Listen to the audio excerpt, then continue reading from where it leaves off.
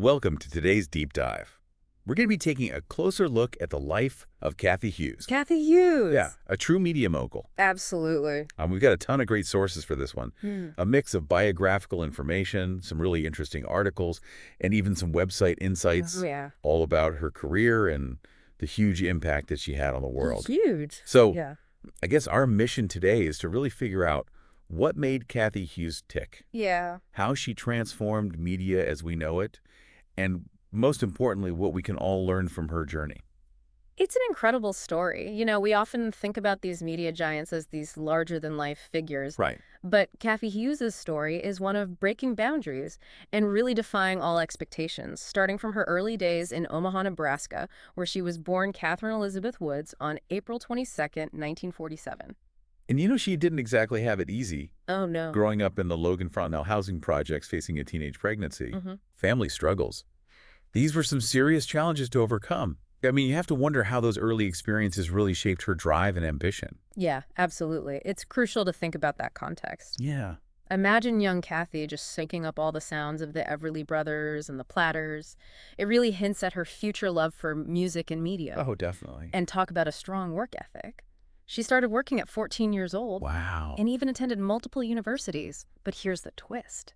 Oh, She never actually graduated. oh, wow. That's interesting. Yeah? It seems like her path to success was anything but traditional. So how did she get her start in media then?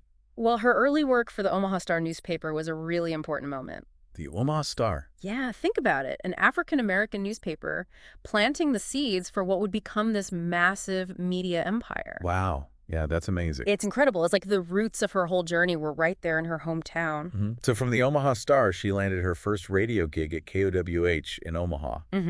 Clearly, she had talent even back then. Oh. But then she made a pretty big move to Washington, D.C.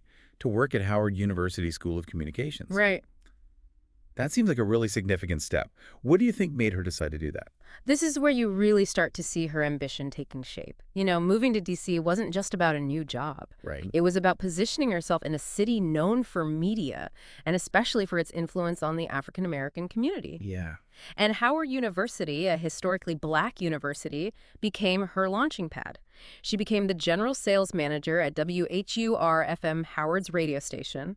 And get this, she increased the station's revenue from $250,000 to a staggering $3 million in just her first year. Whoa, hold on. That's a massive jump. I know. It makes you wonder how she managed to pull that off. I mean, that could have just been luck, right? Exactly. Yeah. She had this deep understanding of her audience and a real knack for connecting with them through her programming. Instead of just sticking to the same old formats, she created something entirely new, something called The Quiet Storm. This wasn't just a playlist. It was a whole vibe, a mood, a cultural phenomenon that resonated with listeners and advertisers alike.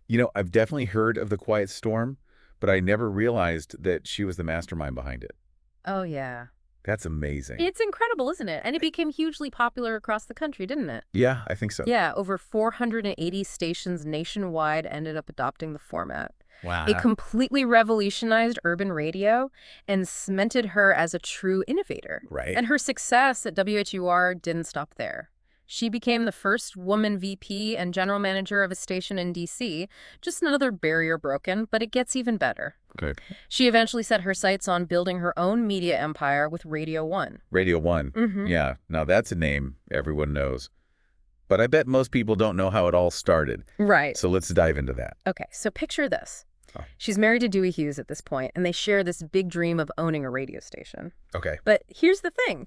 They were actually turned down by a crazy 32 banks before they finally found a lender. 32 banks. Yeah, can you imagine? That's insane. Talk about perseverance. I can't even imagine the resilience it takes to face that much rejection. I know, it's amazing. Yeah. It's a testament to her unwavering belief in her vision. So finally, in 1980, they acquired their first station, WALU-OL 1450 AM in Washington, D.C. Yeah. But their challenges weren't over. The station was a complete mess, and Cathy Hughes faced some really serious setbacks. Oh, go. She actually lost her home and ended up living in the station with her son. Wow, I can't even imagine a single mom living in a radio station trying to rebuild her business with all that weight on her shoulders. That's beyond ambition. That's pure determination. It is. Yeah. And that's exactly what fueled her next bold move. Mhm. She decided to completely transform WAL into a 24-hour talk radio format with a power theme: information is power. Information is power. It was groundbreaking, providing news commentary and community engagement specifically for the African American community. So she wasn't just playing music. She was really creating this platform for voices that weren't being heard. And get this, she hosted the morning show herself for 11 years. I know, that's dedication. That's serious commitment. It really shows how much she believed in the power of connecting with her audience. But this is just the beginning of Radio 1's rise. Wow. I'm already hooked. We'll have to pick up the story of Radio 1's expansion in part 2. Yeah. This is an incredible journey already, and we've only just scratched the surface. I know, right? We left off with Cathy Hughes facing some pretty incredible odds, rebuilding a struggling radio station while also trying to rebuild her own life. Right. What I find really amazing is that she didn't stop with just WAL. She had a much bigger vision for Radio 1. Absolutely. And what's so remarkable is how strategic her expansion was. She understood that representation mattered, Yeah. not just in terms of the content they were putting out, but in the ownership itself. She wasn't just building a business. She was building a network that truly reflected and empowered the African American community. That's powerful. So walk me through some of those early expansion moves. What were some of the key acquisitions that helped Radio 1 really grow? Well, in 1987, she acquired WMMJ in Washington, D.C. WMMJ. Yeah, a station that already had a pretty solid following among Black listeners. This wasn't just about adding another station to the roster. It was Yeah. about solidifying Radio 1's presence in a key market.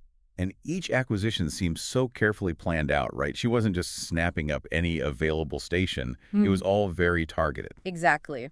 In 1995, she purchased WKYS, also in D.C., another strategic move to capture a larger share of the African-American audience in that area. And, her vision extended beyond just radio. Remember, we talked about her grandfather, Lawrence C. Jones, and his incredible legacy of education and empowerment. Yes, he founded Piney Woods School. Exactly, one of the very few African-American boarding schools in the whole country. That commitment to education and uplifting the community was so deeply ingrained in Cathy Hughes, and it really informed her next major venture, TV. TV1, the cable network. Yeah. Launched in 2004, targeted specifically at African-American adults. That must have been a huge undertaking. Oh, it was a bold move, for sure. And it really demonstrated her understanding of how powerful television can be. It can shape narratives and provide representation in a way that radio sometimes can't. Right. TV.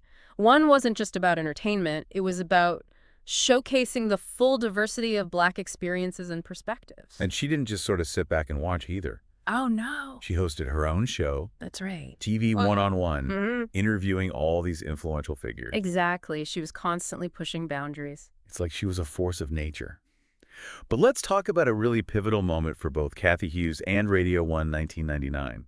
Okay. That's the year she made history on Wall Street. This is where it gets really interesting. So in 1999, Radio 1 went public. Okay. They listed on the NASDAQ stock exchange. Wow. Think of it like the big leagues for companies. Yeah. And with that, Cathy Hughes became the first African-American woman to head a publicly traded corporation. That is a landmark achievement. Oh, absolutely. Especially considering she never even finished her own college degree. It's amazing, isn't it? It really challenges our traditional ideas of what it takes to reach the top. Yeah. It reminds us that success isn't always a straight line. It's not. It's about vision determination and that unwavering belief in yourself, even when others doubt you. That's powerful. As with any complex story, there are also some controversies to consider. Right. In 2021, Cathy Hughes and Urban One, which is what Radio 1 was later rebranded as, Right. they were pushing for this casino project in Richmond, Virginia. Yeah. I remember reading about that. It faced a lot of opposition. It did, and ultimately it failed to get voter approval. But the controversy didn't end there. What happened? Were there some issues with the campaign itself? Yeah, so in 2023, recordings surfaced of Cathy Hughes making some remarks about opponents of the casino project that were perceived as racially charged and offensive. Yeah, I remember hearing about that. These comments sparked a lot of debate and criticism. It's important to acknowledge those controversies Absolutely. and really try to understand the context. They remind us that even the most successful people are still human Right. and that their actions can have unintended consequences. For sure. It's a reminder that we should always try to be mindful of our words and actions, especially when dealing with sensitive and potentially divisive I issues. think that's a great point. Mm. But let's shift gears for a moment and talk about Cathy Hughes, Mm, the person, okay. not just the mogul. We know she was married twice. Mm-hmm. First to Alfred Liggins Jr., the father of her son Alfred Liggins III, Right. and then to Dewey Hughes. Yes. What's really interesting is the close relationship she had with her son. Oh, absolutely. It's almost like this classic tale of a mother passing the torch to her son. But in this case, the torch is this incredible media empire that she built from scratch. Yeah, it's a powerful image. Right. And he did eventually become the CEO of Urban One, further solidifying the company's future and really carrying on his mother's legacy.